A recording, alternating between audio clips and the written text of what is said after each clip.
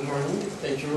Sorry for being a bit late, and thank you for being here. I am Raphaël Panchaud. Actually, I'm a PhD student in the second year, and I'm going to present something on the experience, the Argentinian experience of the moneda par that I've written with Ricardo Orsi and Sébastien Valdecantos. After that, we will have two more presentations, one of Nicolas Laurence, another one by Vanessa Emiliano and Valentino Catalano. So, cryptocurrency for social change, the experience of moneda par in Argentina.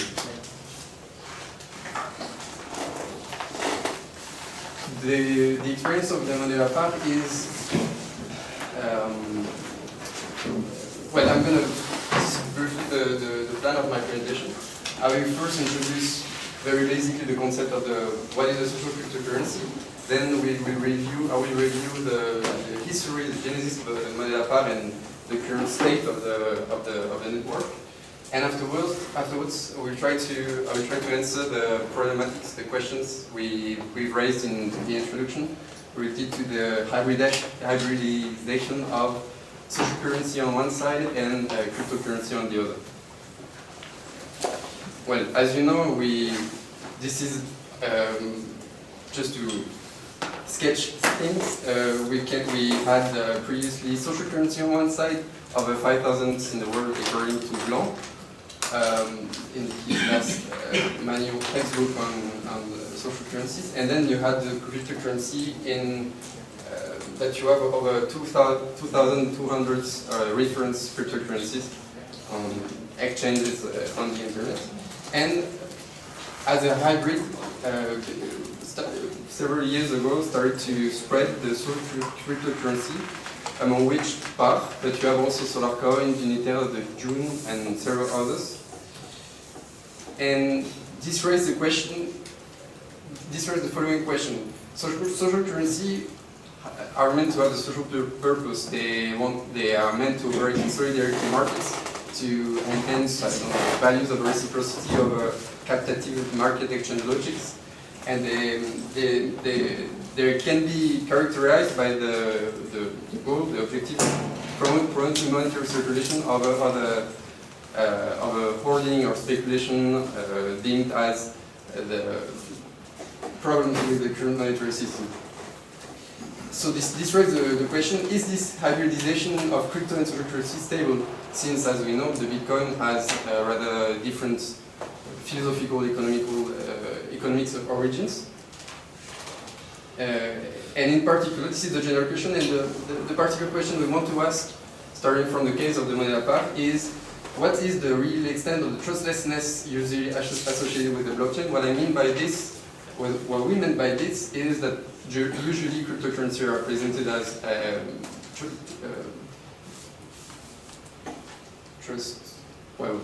system without trust, where trust would be automated, where the code is the law, and there is no need to trust a third party to verify transactions and so forth.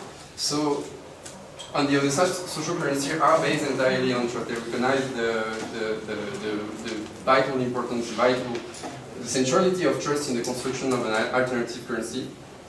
So, is there some kind of clash between those two, or are they compatible, to what extent and how, etc.?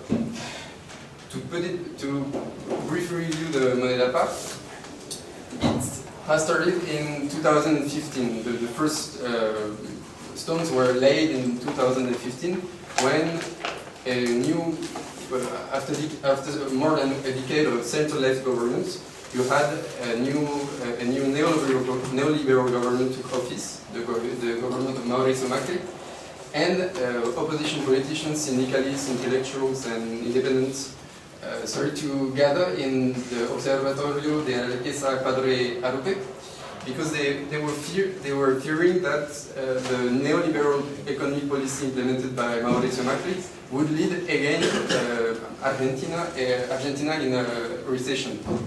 They had actually a good insight, because right now in 2019 there is a recession in Argentina, and quite a severe one, which is not without remembering the 2001 recession in Argentina.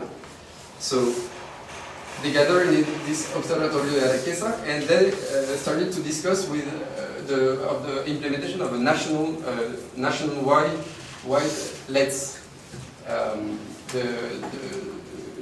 With some people from the Espacio Bitcoin, people, crypto enthusiasts, people working in the crypto ecosystem. Well, the point was using the blockchain to superate and to avoid those the problems which were associated with the Clubes de Trueque in 2001 to their final demise in 2003. So they discussed the possibility to issue a crypto late at the national level. They had to find a use case. The use case was found in another things which emerged out of the 2001 financial crisis in Argentina. That is, workers managed cooperatives. So this is one of the association, the historical one actually, grouping those cooperatives. And they were discussing to implement this new system as a means to separate the cash famine, the monetary famine, lack of pesos that would hinder the development of such cooperatives. And from this, in January 2017, the Medapa was created. So it sort of, I said that they wanted to separate the problems of the Club de Trueque, that they had an analysis that there were three main problems. A problem of falsification of the Club de Trueque, which led to their massive issues of trust. Blockchain would make it much more difficult to falsify the moneda part. On the other hand, you had problems of monetary policy coordination in the Club de Trueque. Once you had a huge amount of cash from legal origin, so to speak, and falsified, we witnessed a big movement of cash going from one clues to another and destroying altering all the exchange ratios and destroying it. That has led to destruction of some nodes. So the advantage that they've seen with the use of the blockchain was to enhance the monetary policy coordination. You could close a club where people exchange with the money part, and close the boundaries in order to protect it from capital influx. And the last one was the transparency and auditability of the governance. What I meant by this is that you had the Club de Trueque were organized at first in one network, the Red Global de Trueque, and it was not before long before political differences emerged within the network, which led to scission and the creation of the RTS or RZTO. So the representative there were some kind of organism which was coordinating the Club de Trueque, la Comisión Interzonal, and people were not necessarily elected. You had not necessarily a decision would not be. You had to trust them actually, basically to enact, to implement to make good decisions and to implement those decisions. So the blockchain was meant to be a way to separate these issues. So this is, I'm going to talk about the structure very briefly. This is not how it is right now, it is how they want to be. They want to structure it in a federation of nodes, which would be the governing body, in charge with monetary policy, with the exchange policy, with the exchange rate with the pesos. The federation of nodes would have several nodes below it. That would be like some kind of central bank, self-managed central banks, if you want. While the nodes would be self-managed banks at the local level. So this is when it started to spread. As to descriptive statistics, the money part really took off when they switched from being a B2B currency between self-managed workers cooperatives to a construction of nodes in relation to local organization, maybe the social, political, associated.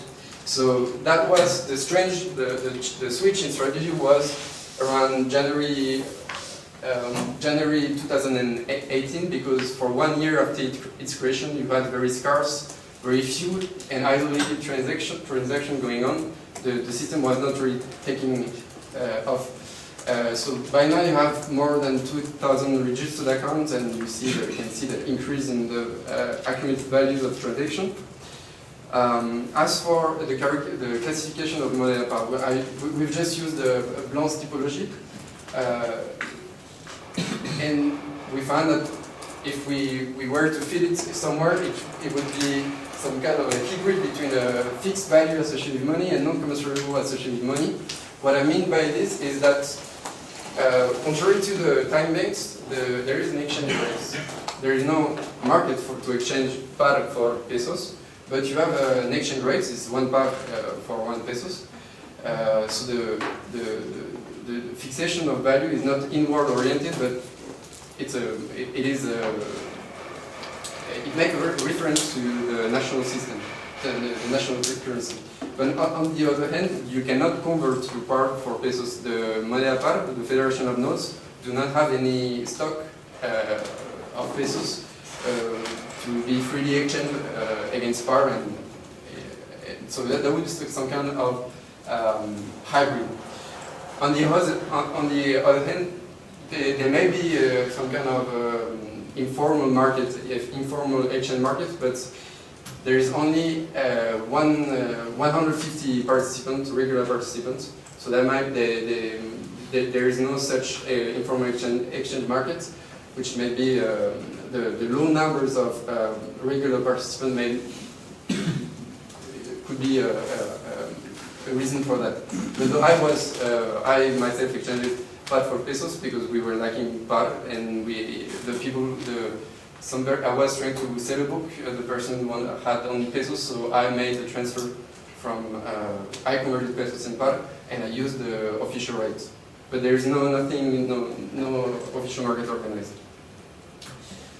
As for characteristic, we use the French monetary institutionalist distinction between ethical trust, hierarchical trust, and methodical trust. If you're not familiar with this distinction, it's a way to understand what makes the value of particular money, and it's a way to distinguish 3 dimensions of trust. The higher one being the social values upon which rests a specific alternative currency. It's not an issue yet because it's a quite homogeneous group, a small group. Then you have hierarchical trust. This refers to the credibility of the monetary authority handling the daily life of the currency. This is soon to become an issue. Not yet, because as we have seen, there is no the system with Federation of Notes and Notes has not been yet fully implemented. Yet, we may ask what hierarchy would mean in such a monetary system meant to be horizontal and decentralized. And this is a first angle to approach the question of the hybridization between social and cryptocurrency.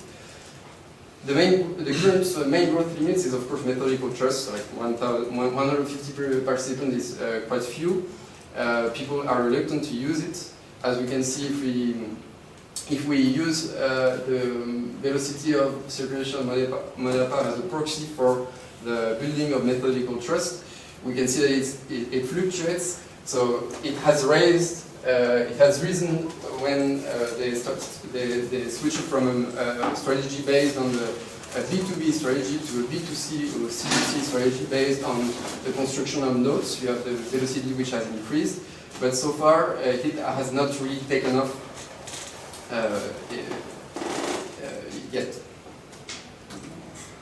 Even though, as we can see here, we we witnessed an increase in the mean transaction value per active account per month, even when taking off inflation out of the picture. Okay, I thought that was perfect. So the way we approached the question of hybridization between social and crypto was by distinguishing three dimensions of decentralization. The first one would be the technological dimensions. You have, as we know, distributed ledger technology, which allow for verification of transaction without any central authority doing it. So blockchain in that way would be a new way, could be a new way to achieve ethical and hierarchical trust, in the sense that you don't have central authority. As that is the traditional governance by the code, because the code is law, etc., etc. You have another layer, which is much more relevant for crypto social currency operating on blockchain. That would be the institutional decentralization. We use the distinction of Roland and Slim in the paper of 2017. They make a distinction of governance by the code and governance on the code, showing that even in the Bitcoin ecosystem, you had groups of actors, different groups of actors with different interests and motives that would allow for governance on the code, changing the parameters, block the interval of validation of each node, each blocks, etc. So the money bar is not actually a cryptocurrency per se, because it does not own its own blockchain. It is only a crypto token. It operates on features as for now, and so there is no way to alter the code of features. A regular money bar user cannot do that. But they have a say in the institutional decentralization, institutional dimension of decentralization. It is meant to be a democratic or self-managed currency with regular assemblies that may decide on the fixation of prices of exchange rates with pesos, and it is embedded in what could be a monetary philosophy, in the sense of that the nodes have quite a wide range of autonomy. They can decide about how prices should be fixed, how you could sell. Is it 50% in par, 50% in pesos? Is it 100% of pesos? Which amount of moneda par you receive when you enter the network for the first time, when you become an affiliate to a specific node? So each node has quite an autonomy to determine, to implement its own growth strategy. As for the last dimension, that would be the lowest one of dimension of decentralization, that would be the operative dimensions. That is, who decides what, who does what, and what is the division of labor, basically, behind the development of this currency. So far, although the system is meant to have no third party, a small group around Mario Cafiero, an ex-representative of the opposition at the parliament, has led some kind of missionary governance. There are a handful of people trying to develop the currency, and they have access to the private keys of each one of the users, which may raise a problem, because the private keys are normally private, and this is not the way it should be, because they have access to all the holdings of every user in the moneda pack. But they have to have this access. They are reluctant to have it, but they have to have this access, because people forget about those private keys, because they're not using this moneda par every day, and then once they lose the private keys, if they have no way to retrieve it, they would just the experiment would just fade away. Another dimension would about the operative decentralization is who put the data on the blockchain in a readable format for everyone to access to it. And then they raise a question of, there's no, by now, no democratically elected technical commission. That could be the case in the future, but this is an important point. And gives me 30 seconds to reach my conclusions. So, what is the extent of the trustlessness in a crypto social currency? Actually, very little. There is a trustlessness about the verification of transaction, because this is the features nodes around the world verifying the transaction of the money that are users. But as to the other dimension, trust is everywhere. I mean, who implements the metrics, who decides of the global monetary policy, of the local monetary policy, how are the representatives of the nodes elected? Because one key position in the nodes is who handles the bank, the account of the nodes himself. That is, who is the person in charge to give the new credits to the new members. No? So blockchain is absolutely not a way to solve the trust issue. That's what we found in this, taking the money apart as an example. But it's a way to start a debate about trust, a new way to build trust anew in social currencies. Maybe an effective one, but it depends on a lot of parameters. That is about how the social currency will institutionalize, which kind of institutions and which are the characteristics of the institution, which will be implemented by the social currency. Thank you very much.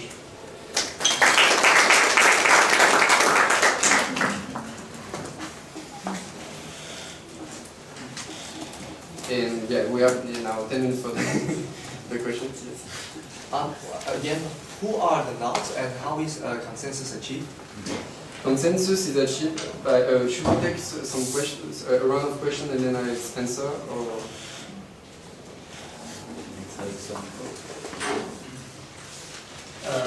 You know if users of Modena were users previously of the tracker, or is it different populations? Okay. About the three dimensions of trust, you present them on a pyramid, but by the way, they may be autonomous. It's not necessary to get methodological trust in order to get the hierarchical one and in order to get the ethical one. And maybe this could be presented differently. There is a way to how to think there as autonomous entities. Yes. It's always about the nodes. This is the nodes are the validators. Therefore, if there's validators that are like miners in the Bitcoin, there's some form of concentration, in fact, of the centralization in some way, because it's not all the nodes that are validators in that case. So, is there not a form of hierarchy finally in this kind of model? Is the money apart or is it model? Well, as for the nodes, I'm sorry to not have been more specific about what they are. They are physical space and also local organization.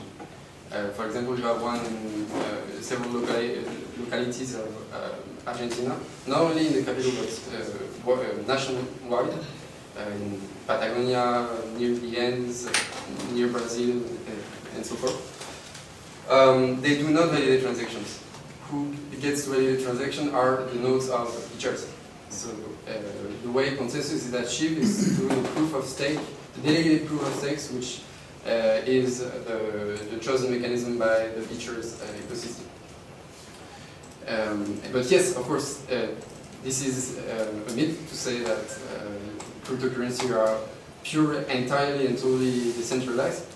And what we wanted to say is that social cryptocurrencies have the theoretical background not to be fooled by those illusions, and to address directly the question of centralization so that it may be more correspond to the social objectives of their social objectives. As for the members of the, I don't know if I answered the question. No, I just have a follow-up question. That if the nodes do not validate, then what are they for? The nodes? They're for the development of the system. They are organizing moments where you will come and exchange and present goods and services and knowledge to share and to exchange for part. And they are the basic sort of the basic elements of the. So they are part members of the organization, but not really nodes per se in the blockchain. No, exactly. This is a social currency built upon a blockchain, a foreign, an outside blockchain, as a crypto token. Because when you use nodes, I was thinking more like you have a voting power than usually. Yeah, I use nodes because this is the way they relate to themselves, and I don't know yet why they have used. In the Plumé de Troquet, they would call them nodes also, nodes, and it's starting to see that they are using the same vocabulary as in the crypto environment. I don't know yet if it's a pure coincidence, but as a social scientist, I would think not. But I need to check why. It's a bit confusing, yeah. But Yeah, sorry about that. The nodes of the Troquet were developed before the cryptocurrency. Yeah, but I mean the fact that they choose the same way to relate to that in the alternative currency so different as Bitcoin and Plumé de Troquet, they use the same way to designate themselves is some kind of interesting. As for the there are some members who were in the Plumé de Troquet before, a lot of them actually. This is why they have this. They have developed an analysis of the problems of the Plumé de Troquet and chosen the blockchain to do it. For example, in Jakarta, one of the nodes of Money, they were in the meetings of preparation of the launch of these nodes. They would discuss the issues relating to the origin of the goods and services to be exchanged.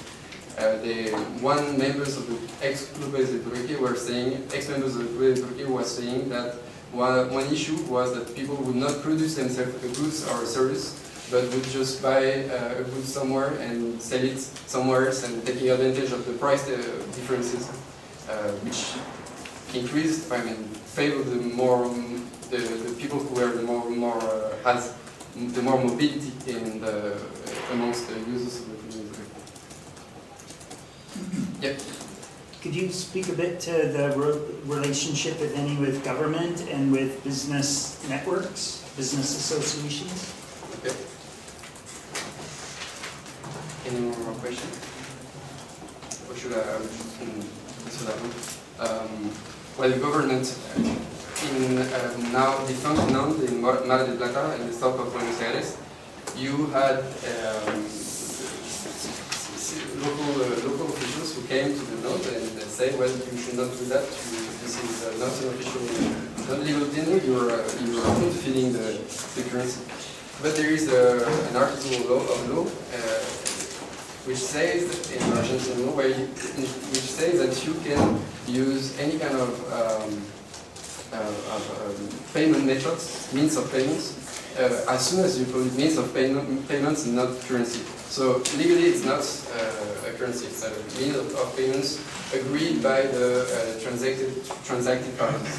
And so the first time the official came, and then there was an issue, and then when they came again, they had the paper and would say, well, no, that's not. But so far, the states, national and local, have been quite. At the national level, they have been indifferent because it's small and not significant.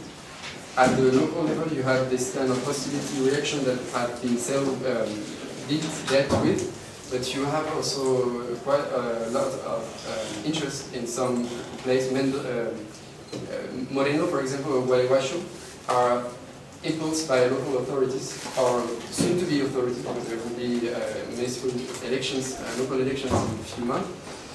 In Gualeguaychú, the mayor of Gualeguaychú is interested by this social cryptocurrency as a way to gain popularity and provide means of exchange to popular sectors, and also as a way to know what's going on. I'm calling himself. I'm calling him. Know what's going on in his neighborhood, or and just to finish on that, in Moreno, it's also a way for the soon-to-be city officials to deal with the problem of fraud, tax fraud. Okay. Thank you.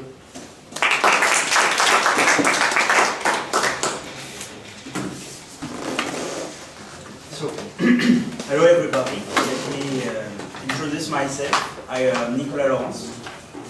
I am in second year of PhD candidate in economics at the University of Lyon 2 and the laboratory Triangle. I work around the issues related to monetary innovations. I am particularly focused on local currency and blockchain innovation. So today I am presenting an article that needs to be reworked. I titled it "A Cryptocurrency, a New Type of Money, Reconsidering Blockchain-Based Currency Through a Typology of Money." Indeed, I focused my research question, my paper around this problematic, like the name say.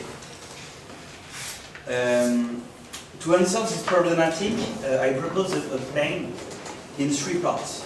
First, I explore different monetary initiatives. It's allowed me to grasp the complexity of the real.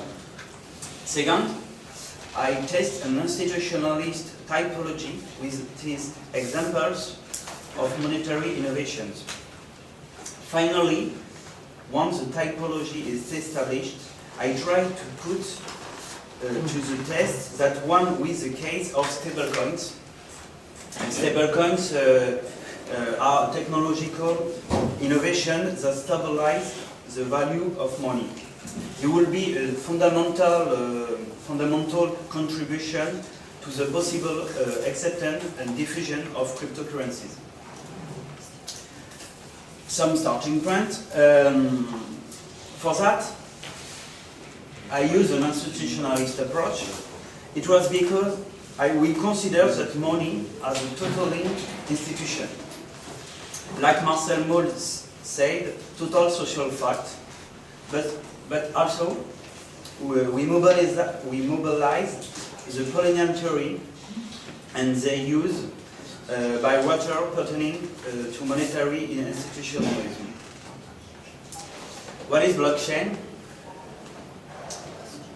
Like much of the technology world, cryptocurrencies such as Bitcoin still rely on some form of database that are able to track large volumes of transactions and keep them secure.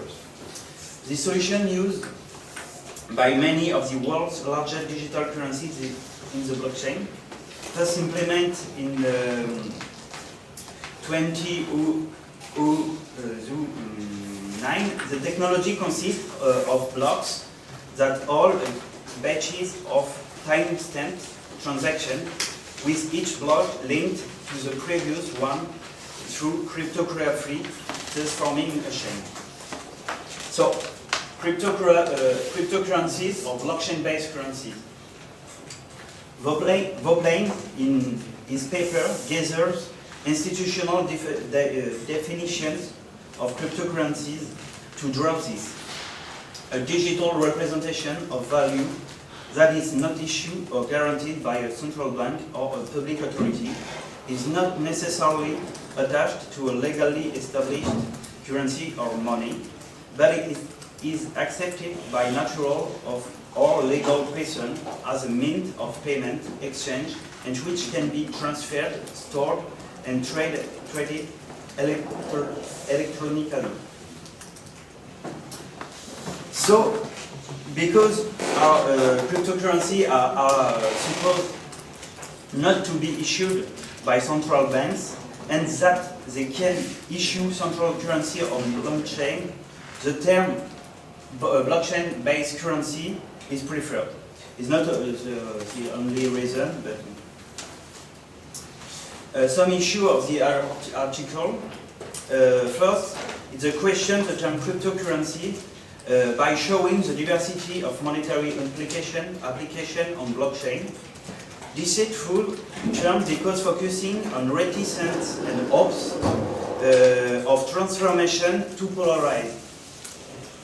We can see that with the discourses of institutions, regulators, one side, and project leaders on the other.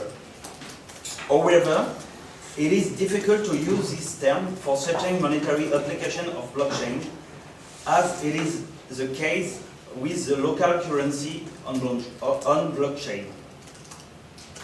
And said, as we said, we propose the term blockchain-based currency to grasp this diversity. A real more complex than the concentration of view on the Bitcoin's case and other affiliated icon, with a variety of monetary initiatives using blockchain technology, we will realize that cannot be grouped under the term cryptocurrency. In addition, this denomination makes it possible to exclude a priori to dispute over the financial asset insofar as it is a question of a monetary initiative before being on blockchain. And finally, integrate this concept into the institutionalist typology.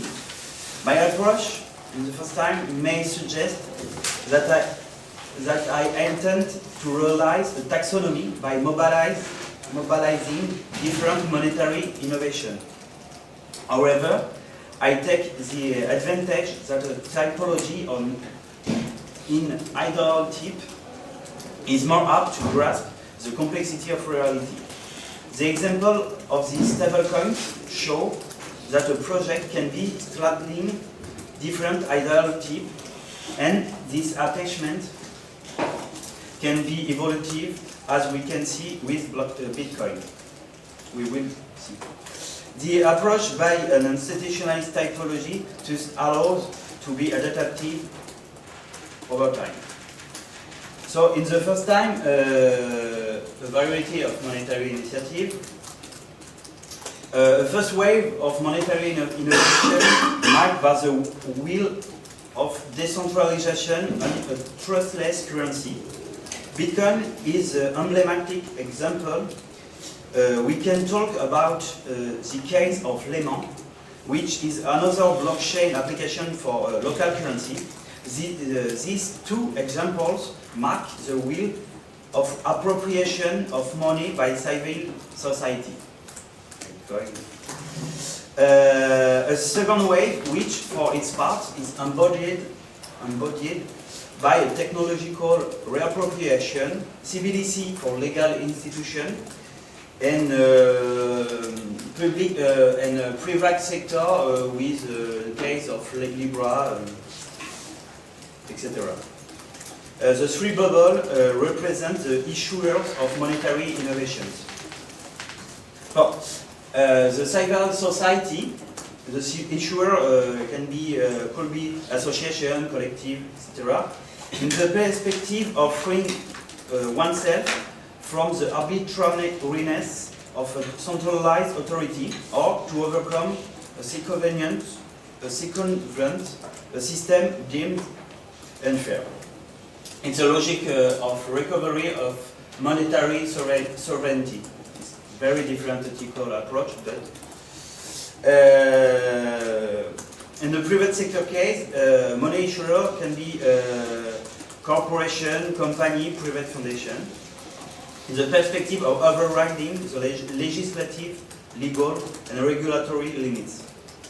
It's a more logic of profits.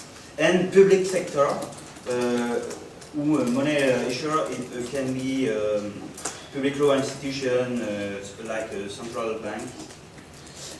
From this perspective of financial inclusion and social assistance in some cases, is the idea of monetary stability and maintaining monetary sovereignty in the case of the CBDCs. It's more a logic of general interest.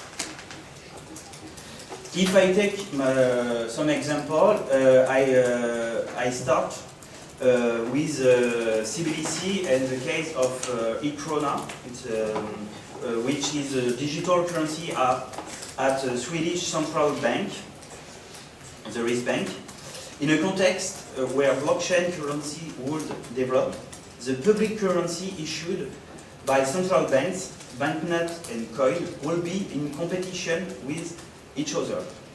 In the perspective, the central bank are seriously considering launching a public cryptocurrency whose main purpose will be the maintenance of this type of currency in the circulating money supply. The idea is to use blockchain technology to offer the public a means of payment, a unit of account, and a store of value guaranteed against counterfeiting by digital means, as it does now for banknote.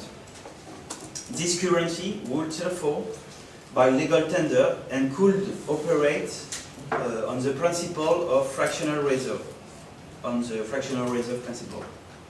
And some example, in a recent example, Bank of England governor Mark Carney floated the idea of the new currency backed by several central banks to replace the US dollar as a global reserve currency.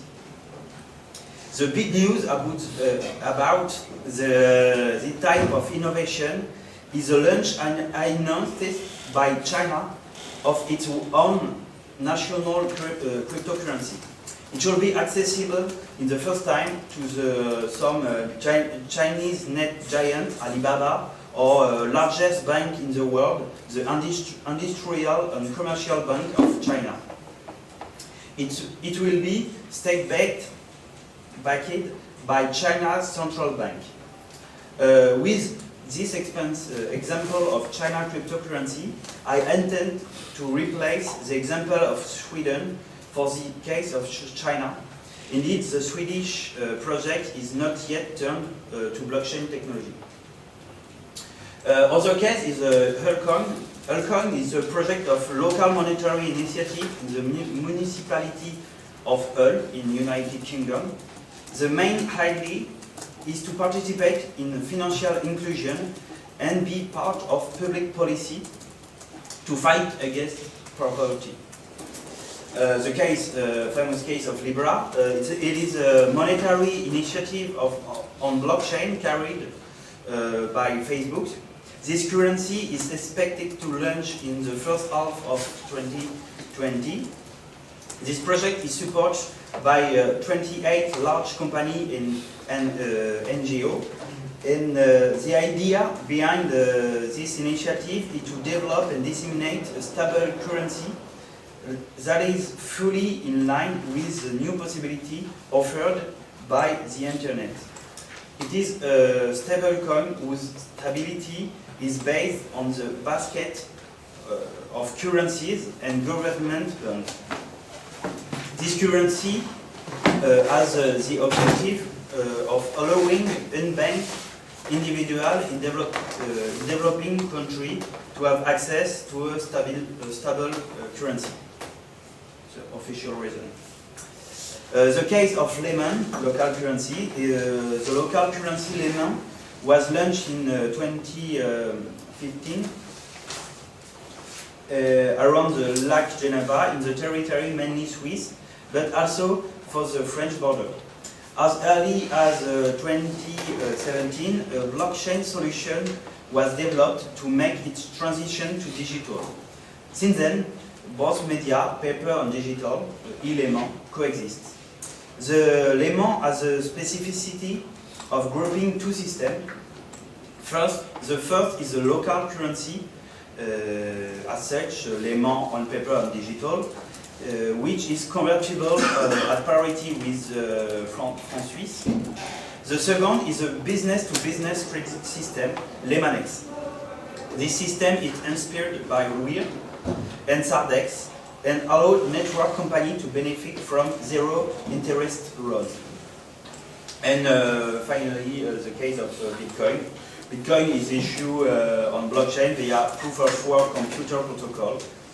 In this context, the issuing process is not controlled by any centralized control body, and we are therefore in the presence of public blockchain.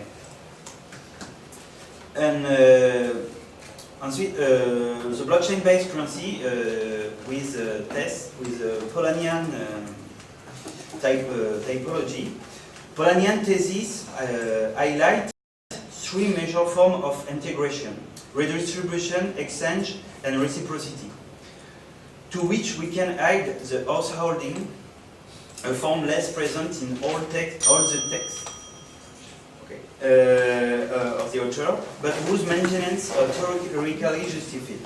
They stabilize economic processes and ensure effectiveness. Redistribution implies that there is first centralization of resources before they are redistributed. So with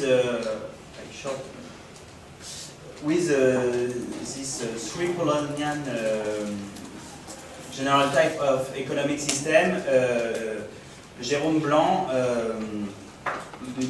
based and established three ideal types of money.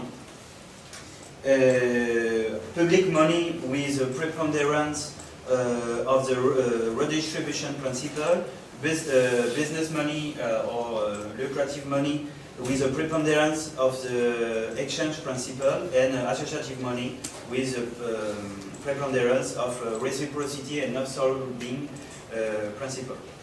Based on the three ideal type, Blanc has established a classification allowing to situate some examples. We propose here to duplicate these examples by indicating that it remains valid with monetary initiative using blockchain technology. And you can see some examples. POI is a proof of a pact. And Ripple is a real-time gross settlement system, currency exchange, in a remittance network.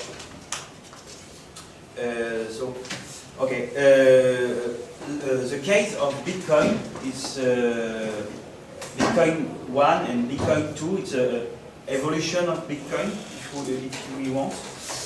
Because a strong identity is essential to be characterized by associative currency. If a value-based associative currency is marked by a greater proportion of the exchange principle than reciprocity, they will not remove its associative nature. The only point that may tarnish the attachment of Bitcoin to such associative currency will be the dilution of the identity of the community in principle solely focused on profit prospect generated by speculation. This is what is actually happening with the democratization of this initiative. This may imply that Bitcoin is changing the associative currency to the lucrative business currency. To the extent that this mutation is in progress, this monetary initiative can be considered as a hybrid form of associative currency and lucrative currency. The case of stablecoin for test this typology, we can identify 4 types of stablecoins that could be grouped into large groups. 2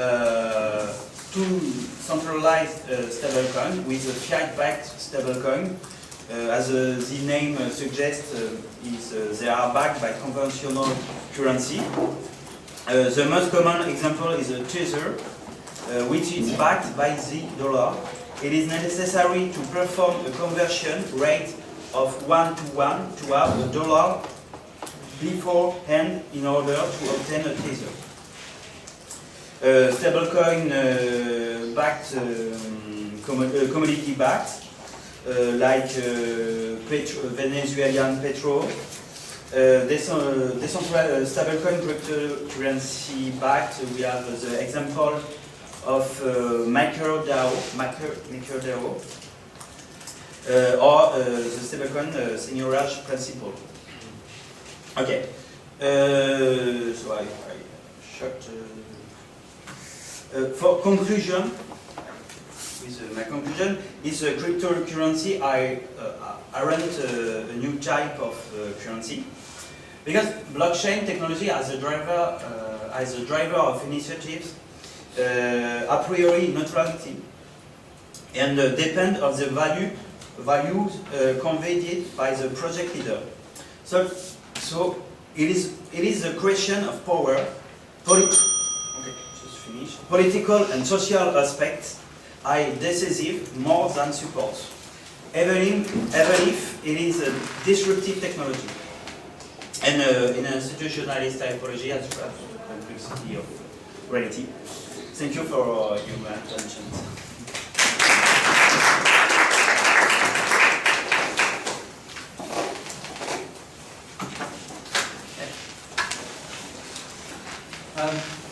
When I was looking at your typology to begin with, this split of three that we had, where we had private companies with a profit motive, and we had a kind of civil society, it was framed very much as a kind of anti-government rather than alter-government approach. And I wondered where you would put an organisation like a cooperative, if a cooperative is developing something, where does that fit? Is that an alternative? Is that an anti kind of state system, or is that more with the corporate profit motive? If I understand, if it's not necessarily anti-government in the bubble of civil society. Yeah, that's how it was framed in your presentation. I wonder if that's a very French approach to seeing things, perhaps, whereas other countries might have a different way of putting it. Okay. And so with the cooperative, where would cooperatives fit in that typology? Cooperative. Yeah, I understand.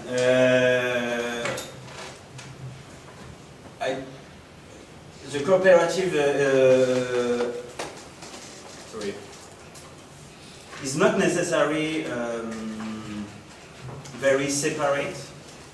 It can be hybrid, because it's not necessarily anti or not anti. Sorry for my English, it's not really correct. I don't know if I... So there's quite some overlap between you might put somewhere where it's separate. Yeah, it's more idealistic, and we can in some not really a big frontier in a different sphere, and you can in associative area, and but you can be a private company in associative area. It's not necessarily a private logic of profit. If you have a logic in a big community identity in your firm, it can be associative area, I think. Okay.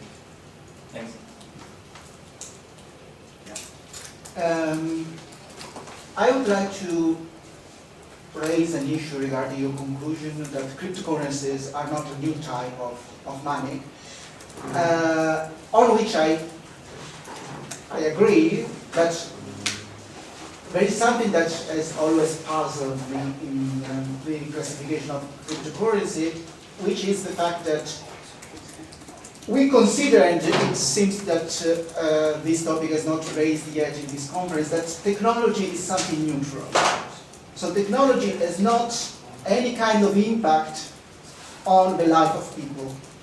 Now there is a famous book by Marshall McLuhan, an expert on media theory, entitled "The Medium is the Message." So it is the medium that you use which shapes your social reality, your message. And then he makes the example of the period of calligraphic books, where the authority was necessarily in the church, in the Catholic Church, then the passage to the printing machine and the fact that the Reformation was linked to the fact that there were new printed books. And then the area of the digitalization of books, through which we are changing our approach of learning and knowledge. Now, do you really believe that the technology itself, the fact that the digitalization of money is changing radically our behavior as consumer, as producer, is not having an effect and an impact on the idea itself of money? Yeah, but I think yeah, I agree, but I think the technology change the power situation of people and situation of open situation, the new position of like industrial writer Gutenberg with examples. And so it's difficult to argument, but I propose that not change ethical and ethical aspect of if I take the example of three forms of conscience, ethical of trust. It's ethical trust. Don't change not necessary, but the technology is not the object change behavior, but it is a medium of people behind this technology, with representation, with social situation, and with the own interests. So do you think that this technology will lead to the new age of private money, the privatization of money? Because we are competing here. It could be with the state. I mean, yeah, it could be. We can create here a new kind of money if we all agree that the next time we meet, we will use that money. So you see, it's this kind of impact which changes radically the way even of consumption. Yeah, technology change behavior of consumer and people, etc. But that I try to explain is the not change the nature. Sorry. The nature of money. Yeah, and money is money. No, yeah. Well, it's a very simple definition. Yeah, sorry. Yeah. Couldn't be in your classification. You didn't make any distinction, for example, between public blockchain and private blockchain, or what they call permitted blockchain. Yeah? Because I think it can change also the nature of the relationship, power relationship of the technology. Of course, Bitcoin in the public blockchain, but typically CBDC wouldn't be a public blockchain. Probably it would be permitted or private blockchain, we don't know. And second point, I don't think we can say that the Bitcoin is a cryptocurrency yet. No. I would say it's not a cryptocurrency at all. In fact, it's much more a way to make certificate of good behavior, and it's not yet tokenized. So, and it's not so sure that the company which, and I'm not so sure it's an associative money. Actually, it's a business. It's a business project to create an associative stuff, not necessarily money. Something like that. Yeah. Yeah, I agree for the example of boy, and for the fact of different kind of blockchain.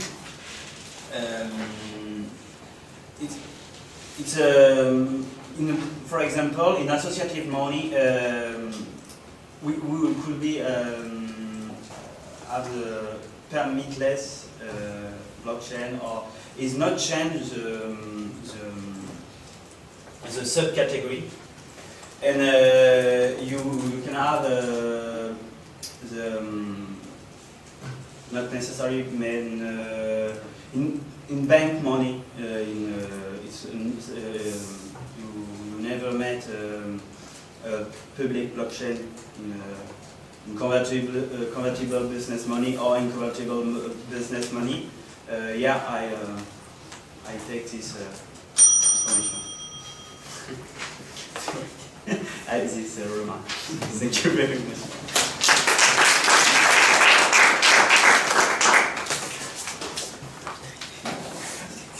Good morning, I'm Gabriella, and I'm a researcher from the University of Siena. I'm delighted to be here. Okay, I'll begin. I'm Gabriella, I'm delighted to be here, I'm today here with Valentino to present to discuss with you about digital currency schemes and their sustainability. Are they more or less sustainable than the traditional means of payment? And we are here together, even if we work in different ways, because we participate in the same project, in the same teaching and research project. The project is UMOV, German nature in European money law. It is a project based, it is an interdisciplinary project based at the University of Siena and funded by the European Commission. And this project has allowed us to be here, to come to Japan this time.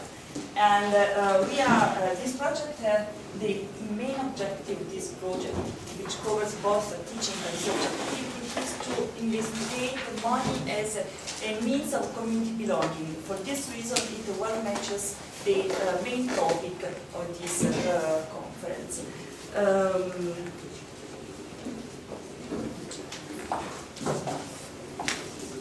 Just continuing, and I will not introduce this project.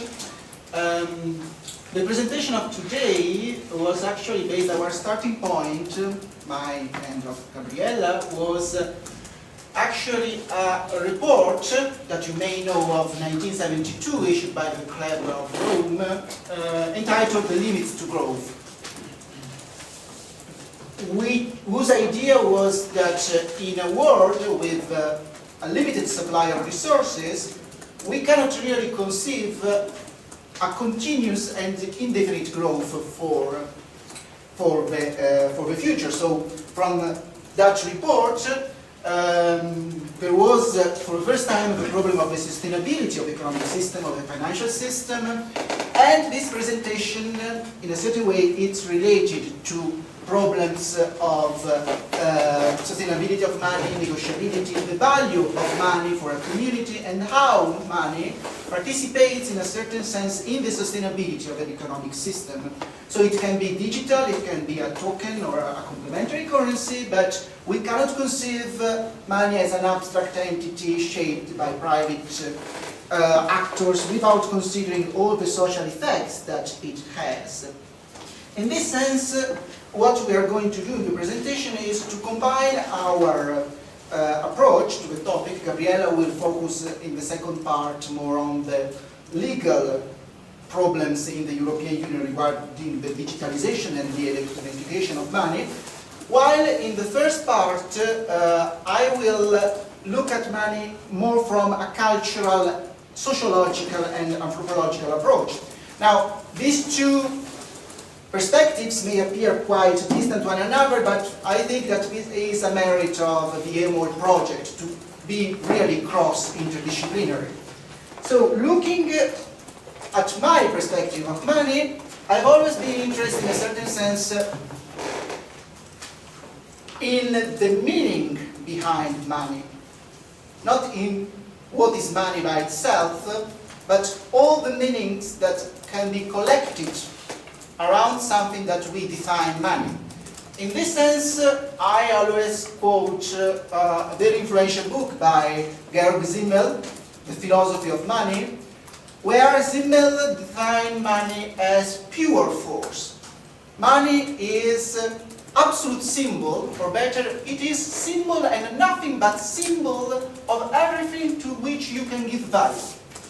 So it is the value of everything, and potentially it can give value to everything. In this sense, money does not exist by itself, but as a symbolic form, holding the meaning that is given to money by a certain community. Then, of course, you have state money, so the power of the state, and then there is a political meaning behind money, an economic dimension of money, a social dimension of money, and so on and so forth. In the case of complementary currency, there is the identity of people collected around the institutionalization of the creation of new money. So all these elements of the feeling of belonging, the construction of a community of money is behind my research. And in particular, the idea of how the technology can have an impact on the meaning of what we define money. Now, as you can understand, connecting all these aspects are quite complex for a researcher, but what I propose in this presentation is to help our understanding of all these interrelated issues, looking at an artwork that I was lucky to find in Berlin in 2017 by an Australian artist, Nicolas Mangas, entitled precisely The Limits to Growth. Now, I will try to give you the feeling related to this art installation. An open room with a human breath behind, so there is the idea of life. The circulation of two apparently very distant currency systems. On the one side, the stone money used in the island of Yap many centuries ago, represented through a printing machine whose electric power is fed by bitcoins. So the idea was to interrelate the digital bitcoins that you are using today to represent the value of the past through the stone money, in order to underline as much as possible that behind money there is this circulation, but money can also be changed. So we have the exchange rate, if you change euro with Japanese yen, and at the same time all this circulation is necessarily related to human life. And this is what Georg Simmel also says when he defines money as a metaphor of life.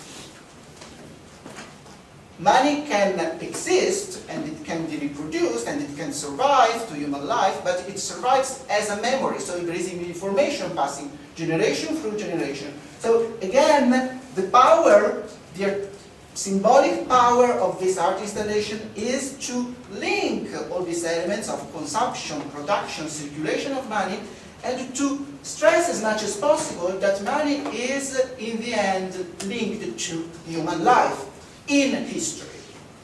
Even if we change it and if we use different ways to represent money as a symbol.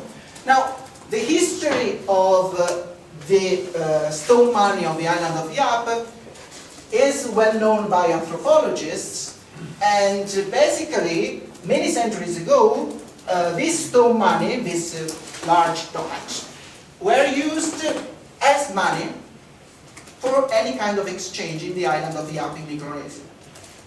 Of course, these huge stones were not moved at all. The circulation was merely symbolic. What you had was the location of your rye stone, the name was rye, of this kind of currency, in front of your house, representing the wealth of your family.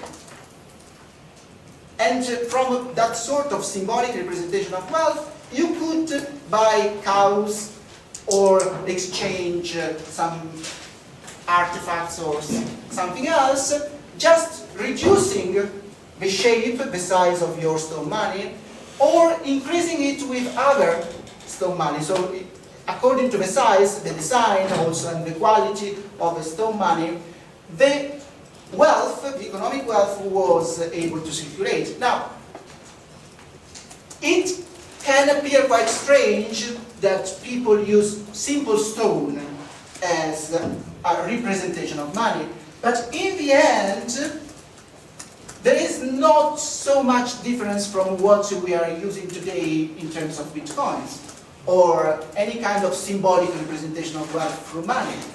Now, the history, and this is also part of the art project by Nicholas Mangan of bitcoins, is pretty interesting because it also raises important questions regarding the impact of technology on money and the role of a political power. Now, very briefly, there are two important events in the history of rye stones that are extremely helpful, in my mind, to describe the nature of money. One happened in 1871 when the Australian Captain O'Keefe arrived in the island of Yap. So the external arrival of a new actor in the system. Local people for centuries had traded material with their stone money and they were pretty happy with them, but Captain O'Keefe tried to establish a new trade of coconut meat, which at that time was quite profitable in a certain sense.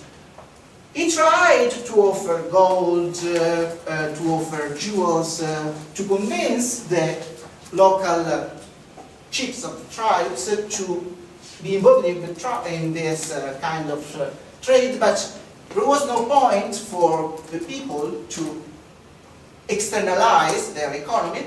So the brilliant idea by the Captain O'Keefe was to offer them new tools to carve the stone money. He offered iron tools. Now, iron tools, since at that time they used other stones, so it was quite difficult to shape the rye stone. With the iron tools, the carving of the stone money became pretty simple. And can you imagine what happened to the value of this rye stone?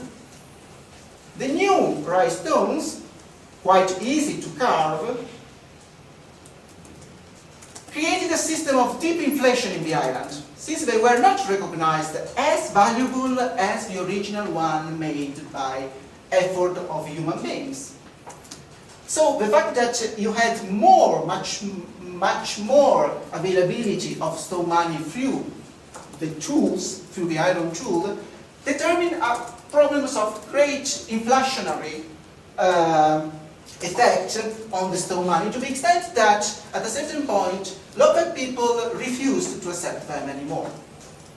Now, the impact of technology, in a certain way, if you look again comparatively in relation to the art installation, can explain somehow the impact of the digitalization of money, in the sense that the new money can be easily available in the market. We can create bitcoins, cryptocurrencies, in a certain way pretty simple, in a way that it is simple, but in the end, which is the inflationary effect that the creation of money without control can have in the real people, in the real life of people. The second interesting event in the life of stone money happened in 1898 when the island of Yap was, in a certain sense, acquired, conquered by Germany, and the German government tried to convince local people to work for them and to rebuild the streets of the island, were not efficient anymore. Again, local people were completely disinterested in this new activity, but the great idea by the German governors was to react again on the value of the original stone money, on the original rupee. So an official of the German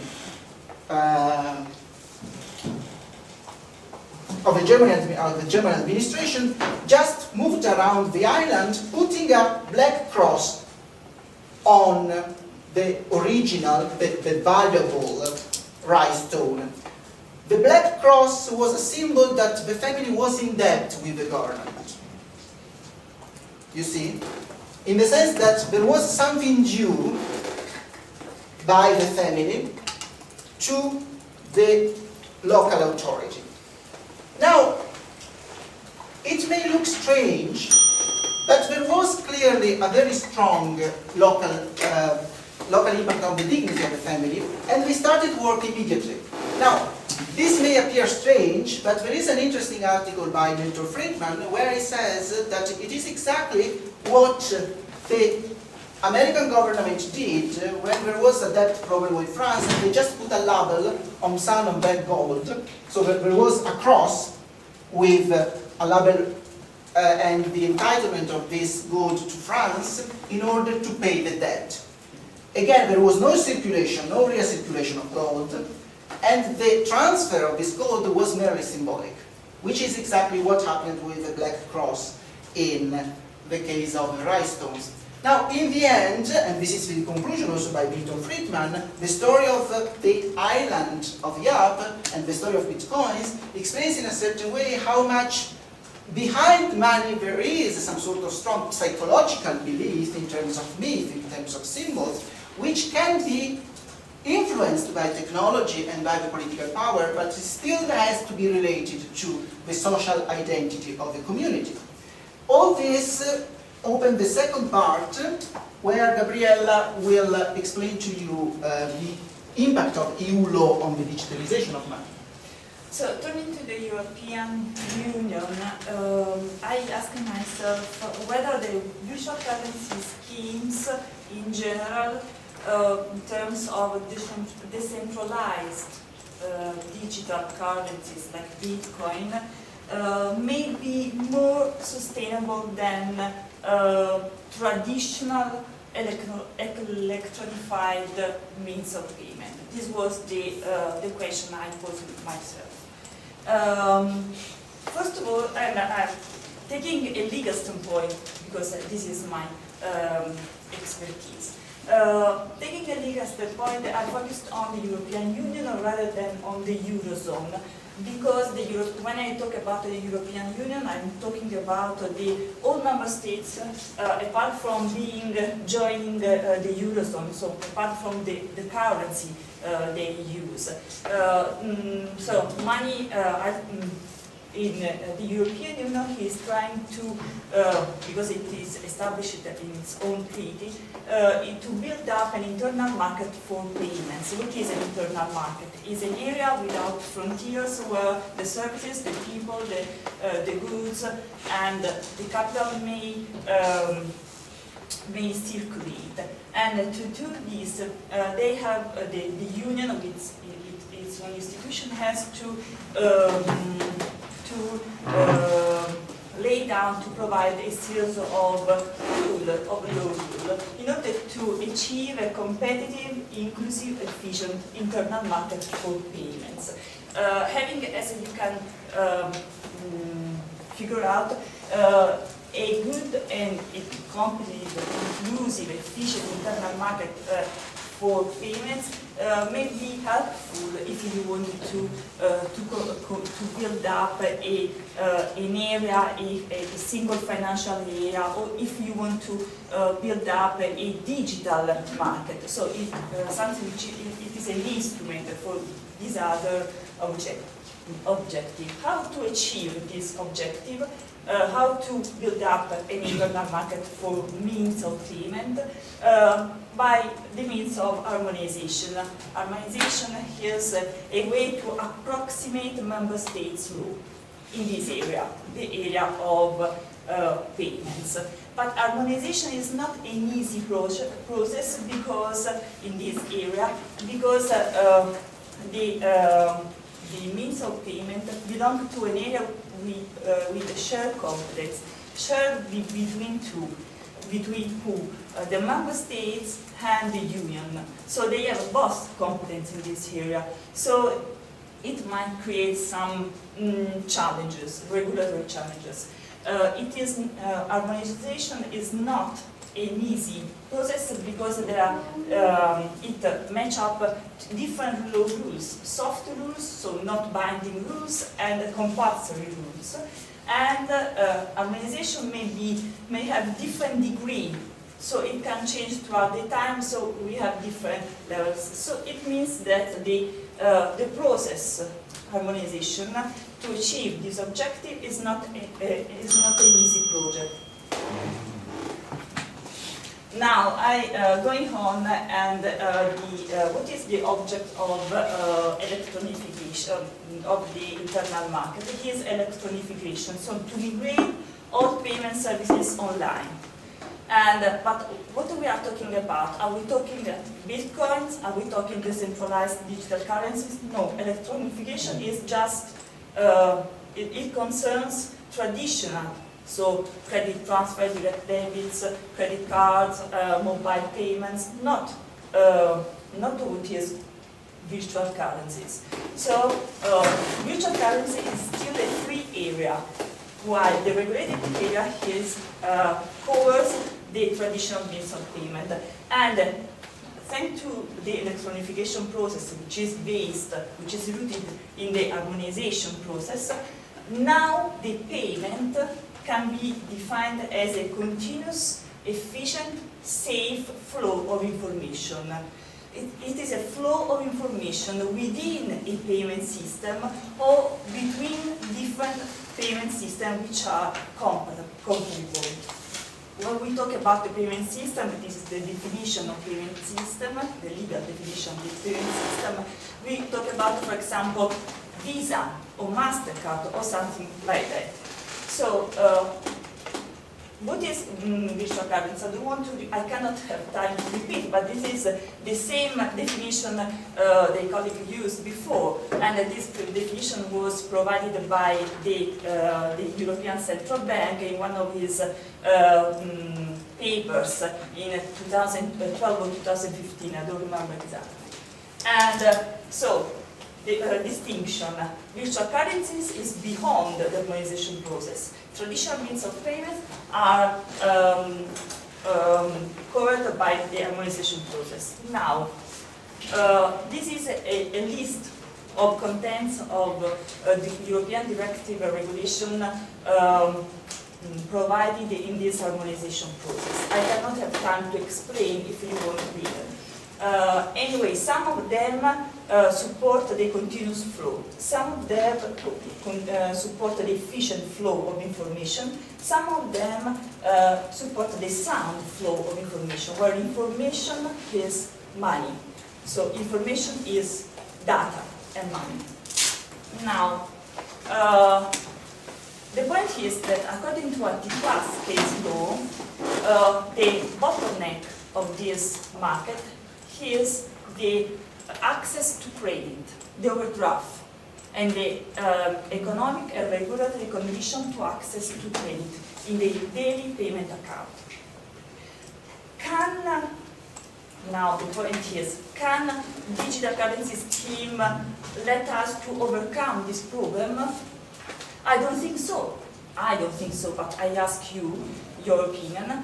Because from a legal term, digital currency scheme, so bitcoins are commodity. So if they are commodity, I must have the commodity first and then I can pay. So there is no relax in the problem. And there is we cannot recover negotiability of credit. Negotiability of credit is a technical expression to say that you can transfer your credit through what are called the negotiable instrument, for example, bank check. But the bank check does not belong to our future, they belong to our past. So we lost negotiability. We lost this informal access to credit, to informal credit. And how can we recover? For example, Sardex, which is a complementary currency, as you know, may meet this demand, may offer us because it is a mutual credit system. It exchanges trade credit. So in a certain sense, it can give us a possibility to have a more feasible access to informal credit. But the problem is that apart from the Sardex raise other legal uncertainties, but can we transpose the Sardex in decentralized digital currency? And last point, according to our treaty, we must, one of the, I need more time, but one of the principles is monetary stability. This principle is mirrored in a private law principle which is called the nominalistic principle. Anyway, the monetary stability is something which does not seem to be met by digital currency scheme, because they have an up and downs variation of their value. So I don't know how can we make them more stable, but in my opinion, the digital monetary scheme can add new problem, not solve the past problem which have been raised by the electronification of traditional music. Thank you.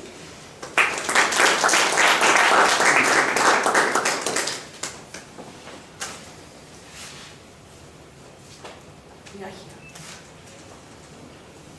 Yes.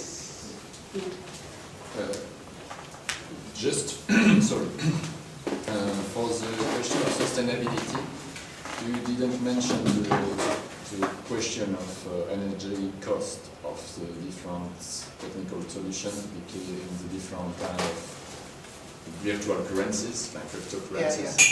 Yeah. And so, is it in your scope of investigation or not?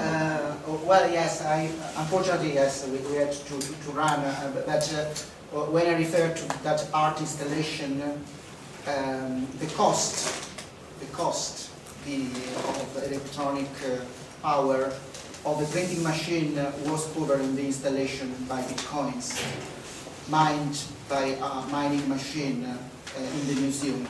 So there was exactly this idea that you cannot produce money from nothing. That the cost of electronic power was part of the project itself. So yes, there is certainly this consciousness, on which I think, and then again the problem of how technology is having some sort of, is giving some sort of advantages, but which are the costs, both in terms of economic costs, but also of legal costs. I mean, Gabriele has pointed out that something as the digitalization is creating, from a legal perspective, much more costs than to what we have before. So it is an open problem also for regulators. And second point is the fact that when you say virtual currencies, you have very different type of cryptocurrencies. For example, a Bitcoin is much more difficult to mine new Bitcoin, which makes the Bitcoin typically very costly from an energetic point of view and deflationary from a point of view of monetary stability. But we can code different type of cryptocurrency with a different type of properties, I would say. So can we say, have a general discussion on, say, virtual currencies and maybe which would be much more cautious. Yeah. If you suggest a typology of Yeah. virtual currency, that would be extremely helpful.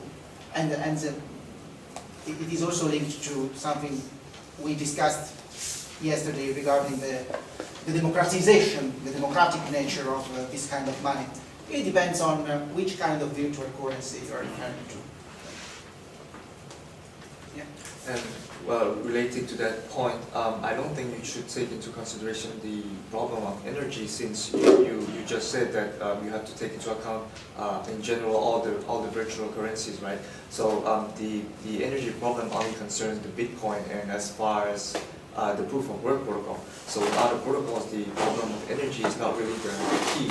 So I think the problem of stability, that I agree for sure that it should be tackled. The problem of legal cost, I think it's normal for a new technology, for any new technology actually. It's a challenge for the legal team to try to build a jurisdictional base foundation to understand the technology. So, yeah. May I answer? Madam? Yeah. I answer. Yes, you are right, but sometimes it seems to me that we forget that there is a framework. The framework can't be tailor-made for what we want.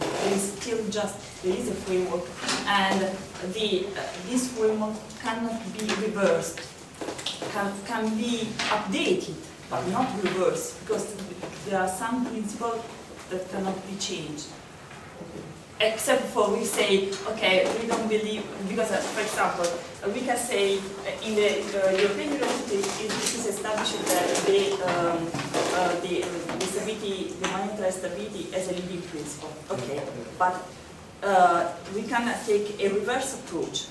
There is, in the European University, there is this principle because almost all member states have the same principle in their own constitution or national law. So this is a principle that we cannot reverse, and like some others. So technological development, yes, support, but we must remember that there are some boundaries. Yeah, sure. Like in France, I think the virtual currency is considered as an asset, for example. Yeah. So it cannot be because of the problem of stability and all the criteria that you mentioned.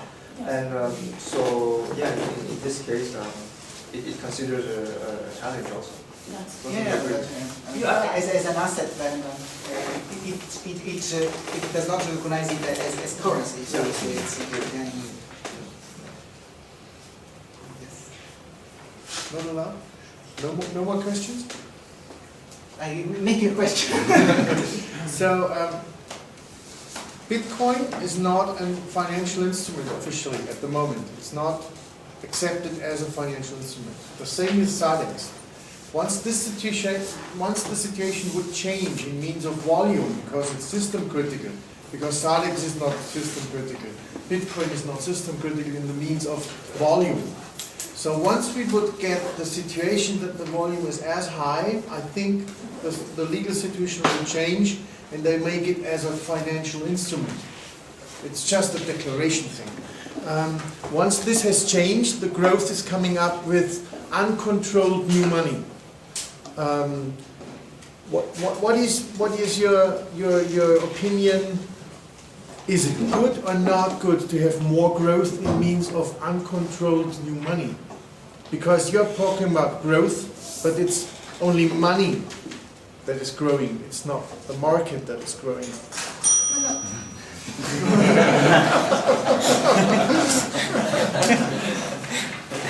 Go on.